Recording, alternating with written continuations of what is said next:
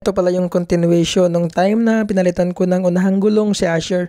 So pagkatapos ko ngang magpalit ng gulong ay pumunta ako sa Save More Tacloban kasi nga ay may ipapabili si Winky doon. Medyo maaga pa nga nang dumating ako dito, 9:32 pa ng umaga, pero mabuti naman at pinapasok na tayo. Sarado pa pala yung mga tindahan sa loob kasi nga ay wala pang 10, so ayun, upo muna habang nag-aantay. Pagkalipas ng ilang minuto na pag-aantay ay nagbukas na sila at dito tayo sa Simply Shoes pupunta kasi nga ay dito natin bibilhan ng sandal si Winky. Nakabili na kasi kami ni Winky dito ng sandal which is nagustuhan niya talaga. Pero sa pagkalipas ng panahon at dahil palaging ginagamit halos araw-araw kaya kailangan ng palitan. Hindi ko pala mahanap yung sandal na gustong ipabili ni Winky kaya para makasigurado ay tinawagan ko siya at nang makapili siya ng sandal na gusto niyang suotin. Mabuti na nga lang at vacant siya sa mga oras na pumunta ako dito at wala siyang ginagawa. So ipinakita ko pala ni Winky ang lahat ng available na sandals dito at pagkalipas ng ilang minuto na pag-uusap ay finally nakapili na ng sandals si Winky. Ito pala yung sandal na napili ni Winky. Actually, mayroon naman talaga dito yung sandal na gusto niya talagang ipabili kaso nga lang ay iba yung kulay. Sa mga sandals kasi nude na kulay yung paborito ni Winky. Walang kulay na ganun kaya itong kulay brown na lang ang kanyang napili. Binayaran ko na nga at nang makalabas at makauwi na. Ito pala yung motor namin na si Asher at isishare ko lang sa inyo yung isa sa mga bagay na nagustuhan ko sa kanya.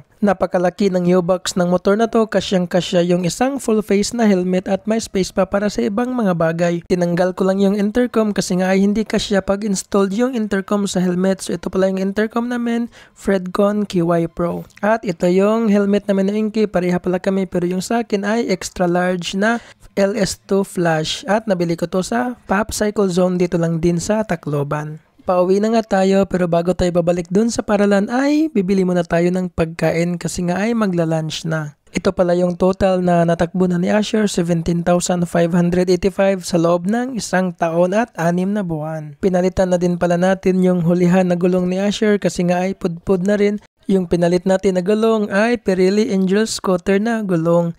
At dito sa unahan ay ito yung bagong kabit pa lang, yung quick tire. So tingnan natin kung ano ang performance ng gulong na to. Marumi si Asher kasi alam nyo naman na Monday to Friday ay ginagamit ito papuntang school. Maaga kami nga alis ng bahay at nagagabihan na kami sa pag-uwi. Kaya every Saturday at Sunday lang namin to nalilinisan. May mga part din kasi dito sa Maligaya banda na maputik yung daan at lalo na ngayon na umuulan kaya mabilis lang talaga marumihan. So ayun nga, nakabalik na tayo dito sa paaralan nila Winky.